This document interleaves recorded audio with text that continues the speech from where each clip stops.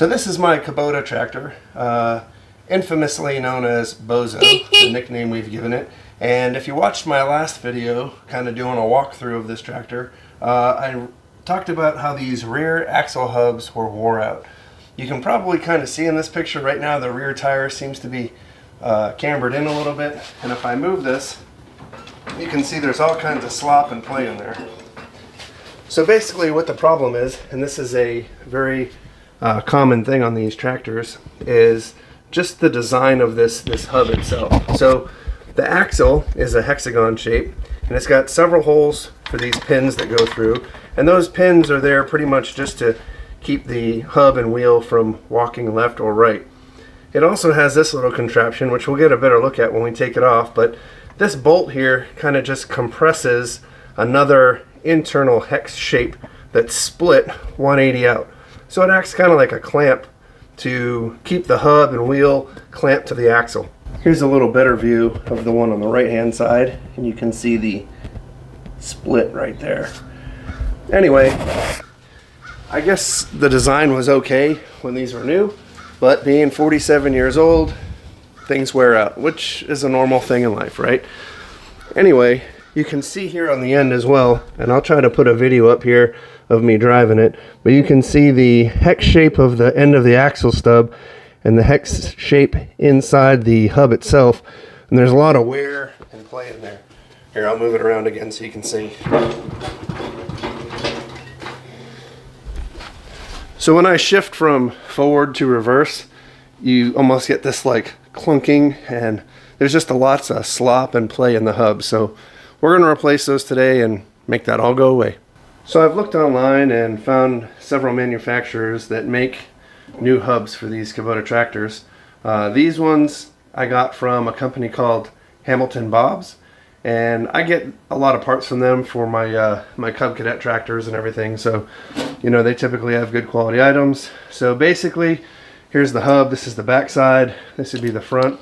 And it's kind of nice because they give you all the hardware too, right? So you got the nuts that have the flat end for our application here, I believe. You got lock nuts on there. And the other end of these nuts, if I can get this off, is also the tapered for, you know, your typical lug nut. So if your application doesn't have the lock washers for the flat rim and you have the kind of cone for the tapered nut, you can use it for both. So yeah, new hub. You can see it's got the hexagon shape, and then it has these pins that go through with cotter pin, and that's what locks it on the axle. So if you're not comfortable with that, you could always get a grade 8 bolt to put through there and switch it out, but I think this will work just fine. So instead of having that 180 split hex shape squishing down on the axle, it uses these kind of cam lock pieces here. Alright, I loosened that up so you can see.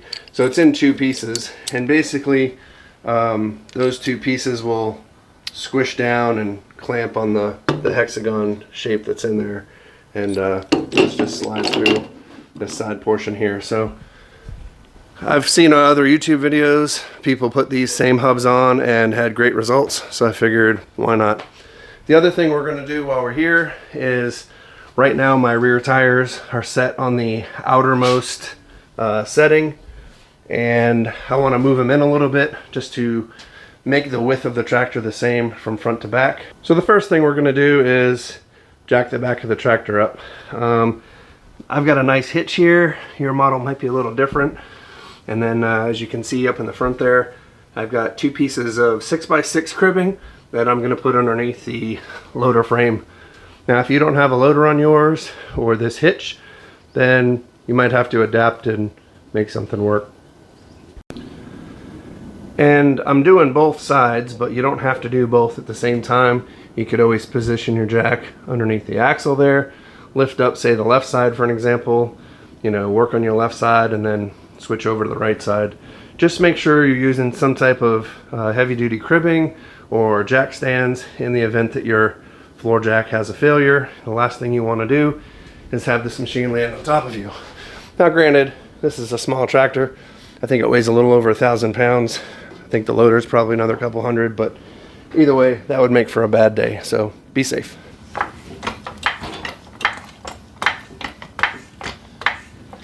Now that I've got that jacked up, I think you're really going to be able to see just how much play is in those hubs. I mean, that's ridiculous. And the problem with that is it's just going to continue to get worse.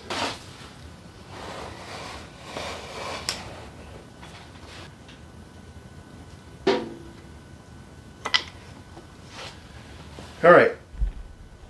Now that it's safely on cribbing, we can get to taking the wheels off. If you want, you could always loosen these hub bolts while it's on the ground. Might make it a little easier, but who wants to work easier?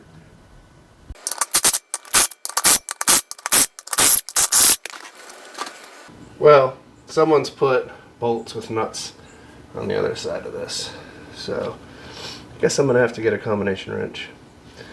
These are 7/8. I'm sure they're supposed to be metric, but again, they could have been changed. Let me go get a wrench. All right, got a ratchet on the back. Let's see how this works.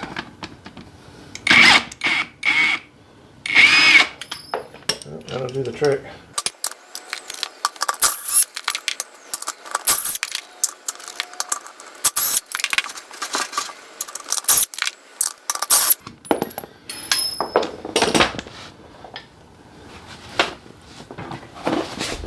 All right, again with the wheel off, you can really see how much axial and radial movement is there. It's just all kinds of loose. So I got this little pin through here, which is definitely not right either.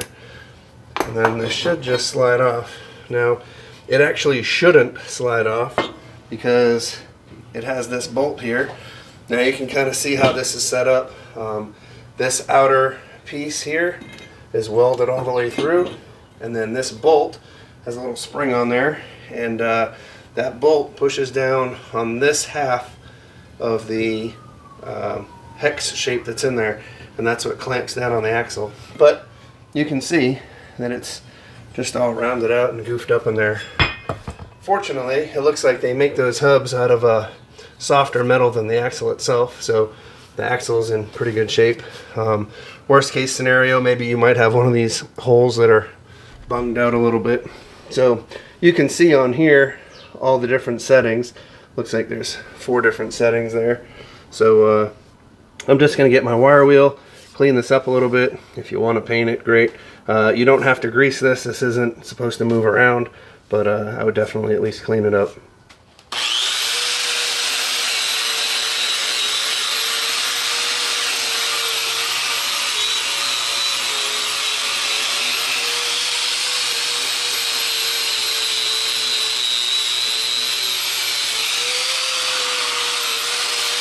So now that the axle's all cleaned up, we're ready to install the hub. As mentioned before, the old hub was on the 3rd bolt in. I want to put it into the narrow setting, so I'm going to go to this 4th hole. Now, I did take the pin out from this hub kit, and it's a little bit too big for these holes. Even this one that's wallowed out a little bit. So you have the choice. You could drill this out to fit the pin, which would be fine. The only problem is if you decide you want to move this rim, you're going to have to drill any of the other holes. So I decided to just get a bolt to go through. Once it gets to the shoulder, it'll be a little snug, but it's going to be fine. It's grade 5, it's not grade 8. I'm really not too concerned. I mean, you got to figure this hub is on a hex fitting anyway.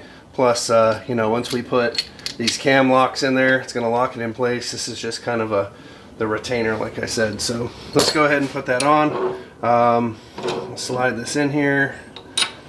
Slide the bolt through. Like I said, once it gets to the shoulder, it's going to get a little tight. We'll just use the persuader to persuade it in. Now on the other side, you could put a lock washer or a lock nut. I'm going to put a lock washer, and then I'm going to double nut it just because, well, I think that's the right thing to do. So let's get this on here. And I didn't bring a deep socket with me. I'm going to have to go the old El Manuel way And of course I don't have the right size wrench either. Let me see if this will fit on here. Let me get a deep socket. This one's 11/16. I shall return. Alright, and I'm back. Got my 11/16 deep well. Now again, mind you, these sizes might be different for you depending on what application you have or what bolts you had in your bolt drawer. You ain't gonna go super crazy on this, just wanna snug it up. I'm gonna put my second nut on there since I'm not using a lock nut.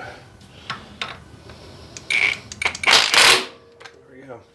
Alright, so that alone has already locked this thing in place where it needs to be pretty much. So this cam lock and that new pin or bolt is really gonna make a big difference. So alright, so this first, let's see how we're going to set this up.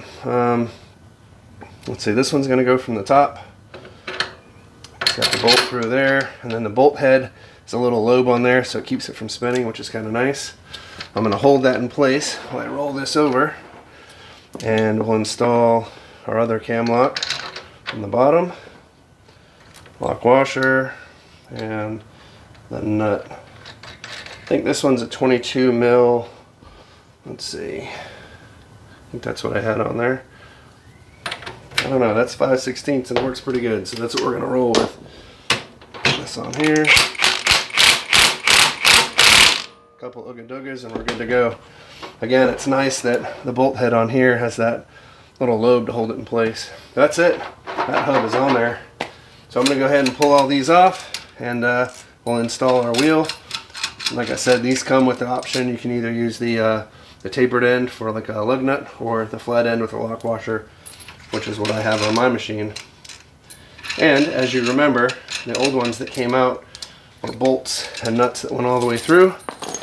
These are nice press fit studs like you would find on an automotive application, so pretty good quality there. Like I said, Hamilton Bob's, I've always got good stuff through them for over the years, and I want to say it was 150 bucks for the set, give or take a couple dollars, so it's pretty good, and obviously they always have fast shipping. So let's get this wheel on and I'll knock out the other side.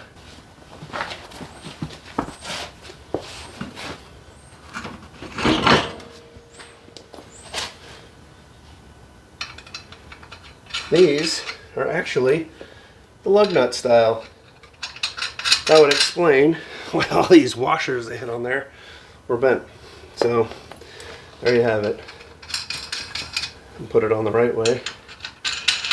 It's one thing you always find with these projects is you peel back the onion and find what everybody else did wrong over the years. But it's our opportunity to make it right. It's nice having all new hardware too.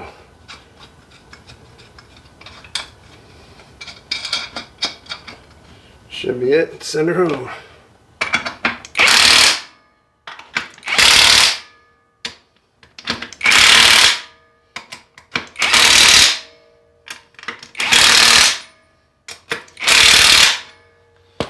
Alright, let's see what we got. Oh, nothing. Look at that. It's tight. Imagine that. Good to go for another 47 years. Now being as this is kind of a instructional video, I put the tractor in gear, by the way, so the wheels won't move.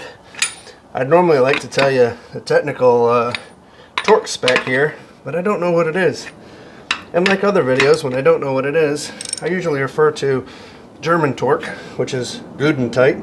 But being as it's a Japanese tractor, I need to come up with something different. So I'm going to say 4 wontons or 3 number 7s. That ought to do it. Alright, so the left side's done. It didn't quite move my rear tire in as much as I thought it would, so I'm not really going to be able to get it through my gate, which honestly is fine because I have no reason to bring it back there. But if you did want to actually move that wheel in further, you can always take the rim off the hub, so loosen your 6 lug nuts here, and you can flip the wheel. So this rim is concave in a little bit. So by spinning it the other way, it would make it, I believe, convex and push the tire further into this wheel hub. Just be mindful, obviously you're going to want to do both sides. Your best bet would be to just take this left-hand tire and keep it in the same position and move it over to the right side and put it in. That way there you still have your tire tread going in the correct direction. Alright, so the left side's done. I'm going to jump over to the right-hand side, knock that out. No need to go through all the steps. It's the exact same thing, just the other side of the tractor.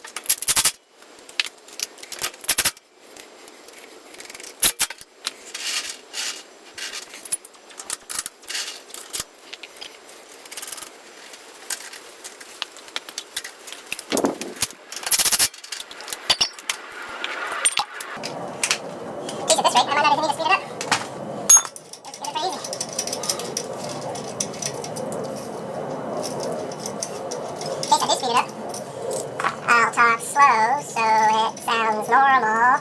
And if I don't speed it up, then I'll just look like a goofy goon. Bozo, bozo. There we go. Making some progress. Definitely the best thing I could have done for this tractor, because it's gonna make a big difference in preventing it from continuing to wear.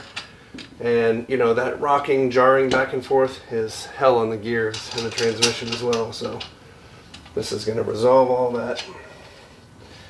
It's fairly inexpensive, 150 bucks. And this will last me the life of the tractor that I got it. So I think we're good there. What did I say? 6 wontons? 4 number 7s?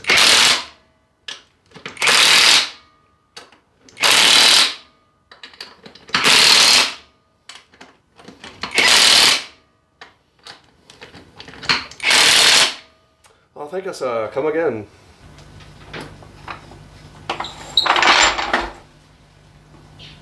Oh look, more weight for my weight box. Alright everybody, that's going to do it for today's video. Hopefully you learned something new. If you have one of these tractors and you have the sloppy loose wheels in the back, 100% highly recommend getting the new hubs. Like I said, I think there's a couple different manufacturers out there that make them, but Hamilton Bob's has been my go-to. Not a sponsor, not paid to say it, just good guy to deal with. Always had quality parts, fast shipping.